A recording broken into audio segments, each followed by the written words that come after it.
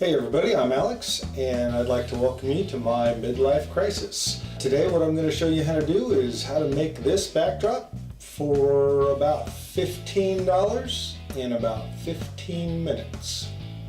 Let's start with the first one of these I did. As you can see, there are a lot of bubbles and a lot of creases. I did it by myself very quickly with no assistance.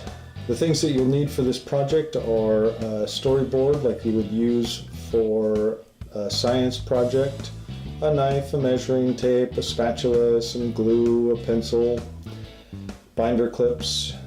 This piece is 3 feet by 4 feet when it's fully open.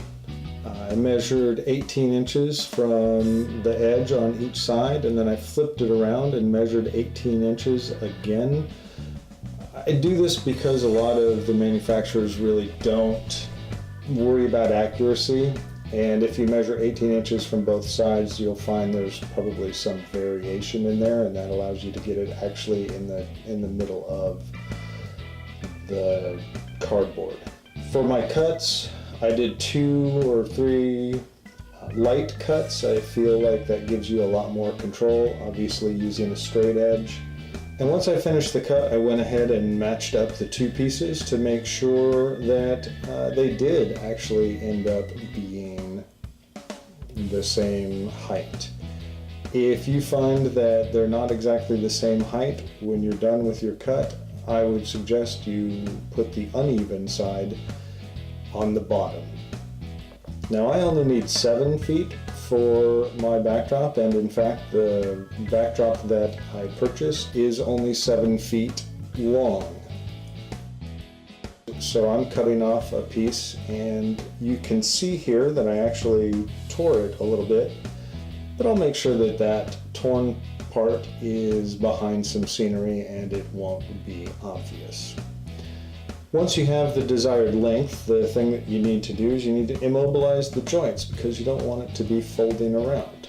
I would put some duct tape on each of the seams where the poster board folds.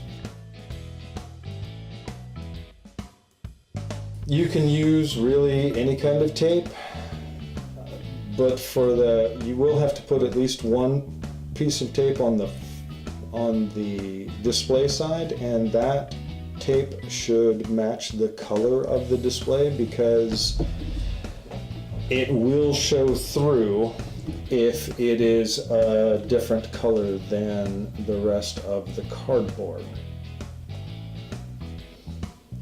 And then once I've done this, I've used some clear packing tape on the front. I made this one a little bit longer so I could fold it over.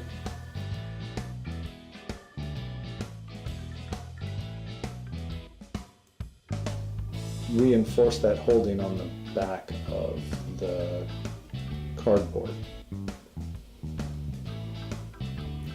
So this is my backdrop. It's a photographer's backdrop. It's 7 feet long and 5 feet tall. I'm going to cut out about 24 inches from the middle of it. And I know what you're thinking, how am I going to get a straight edge that long? Well, I'm not.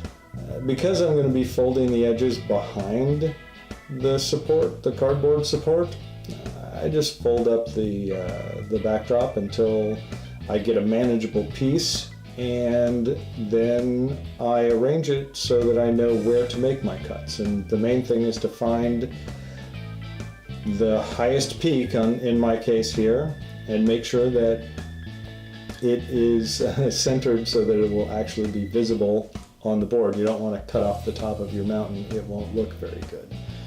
And then you just, with a sharp razor knife, you just cut about 2 inches above and 2 inches below. So this is 3M spray glue. Try to get a full even coat on there. I'm not sure that this is really the best adhesive for cardboard. You may want to use a different adhesive, or you may even want to use a different backing material. But any kind of adhesive you use, you want to make sure that you get a full even coat. And because this is so long, you may want to employ the aid of a minion. I got my youngest minion to come and help me with this. Normally she doesn't do a whole lot of stuff on the railroad, but I pay her bills and feed her, and every once in a while I get to make her help me. And because of the length of this, having a second person was a huge benefit. On that first one you saw with all of the bubbles and the creases, I just, at this point I set it down and then just kind of smoothed it out from the middle using my hands. For this one, I actually started at one end. I got all of the bubbles and creases out of it.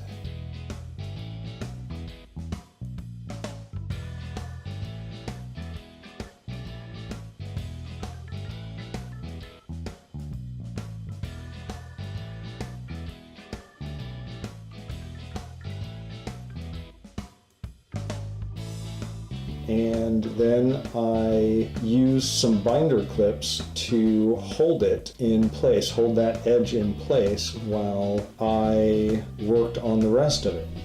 And then I had my minion hold the cloth away from the board from the cardboard while I did the final smoothing. And this made everything a lot easier. It was just so much easier to have somebody helping there. I highly recommend you getting a minion if you don't already have one.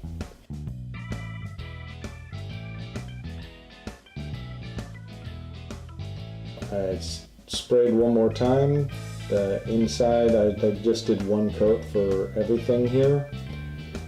And fold the edges over carefully, trying, doing your best not to make any creases or any bubbles. And I actually ended up, once I had everything folded and clipped, I actually put a big board over it and put a bunch of weight on it and let it dry for 12 hours before I carried it upstairs and set it against the wall in the train room. So it's actually just held into the wall by staples. I just put a few staples along the top of there. Now, I am going to redo this backdrop on the left because, as you can see when I get in close here, there are so many bubbles and so many creases. This process is not going to give you a bubble-free, crease-free background. I think you either need to do a different type of adhesive or a different type of backing, but you could do this on an 1/8 inch hardboard or on some 1/16 inch veneer, or even foam board, I guess, for that matter. Now be careful if you're buying more than one of these, because when I looked at the pictures, these two pictures online, the sky actually looked very similar in both of them, and as you can see here, it's not. But that scene will be covered by a mountain. At the end of the day, it really makes a huge difference when you look at the layout. There you have it. It's not perfect, but in the words of Wilmer, it's not bad. Thank you for watching. I hope you either learned how to do something or learned how to not do something. Either way, I think it's a benefit. Until next time, I'll be working on the railroad and trying to come up with something clever to say for the outro.